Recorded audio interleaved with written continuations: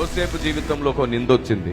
యోసేపును జైల్లో వేస్తున్నారు. దేశమంతా అతన్ని తప్పుగా మాట్లాడుతుంటే ఒక్క మాట నోరెత్తి మాట్లాడట్లేదు యోసేపు. ఎందుకో తెలుసా? యజమానుడికి చెడ్డ పేరని. యోసేపు మాట్లాడితే వాస్తవానికి పోతీఫర్ వింటాడుగా. ఎందుకో తెలుసా? పోతీఫర్కి తన భార్య మీద కంటే యోసేపు మీద నమ్మకం ఎక్కువ. యోసేపు ఒక మాట నీ భార్యదే తప్పు అనొచ్చు కదా, అనడు. నిజమైన భక్తుడు గాయపడ్డానికి ఇష్టపడతాడు గాని న్యాయానికి ఎదురెళ్లి, ప్రేమకు ఎదురెళ్లి తనని ప్రేమించిన వారికి అన్యాయం చేయాలనుకోడు. పోతీఫర్కు ఒక మాట, సార్ తప్పంతా మీ ఆవిడదే సార్ అని చెప్పడు. ఎందుకో తెలుసా? యోసేపు దృష్టి మొత్తం పైనున్న వాడి మీద ఉంది. ఆయన మనసులో చోటు దొరకాలంటే నేను ఇప్పుడు మౌనంగా ఉండాలనుకున్నాను. ఈ మనుషులు ఈ రోజు మాట్లాడుకుంటారు, రేపు మళ్ళీ వీళ్ళే గౌరవిస్తారు. ఈ ఎప్పుడు అటు ఇటు మారిపోయే వాళ్ళ కోసం కంటే ఎప్పుడు మారని వాడి మనస్సులో నేను స్థిరంగా ఉంటాను అనుకున్నాడు. That is Yosef. ఇన్ని అర్థమైన తర్వాత మన బ్రతుకుల్లో కూడా అలాంటి సమస్యలు వచ్చినప్పుడు ఎలా ఉండాలి? నిరూపించడానికి మన దగ్గర ఎన్ని ఉన్నా సరే తగిన సమయమున దేవుడు హెచ్చించే వరకు దీన మనస్సుతో ఉండాలి.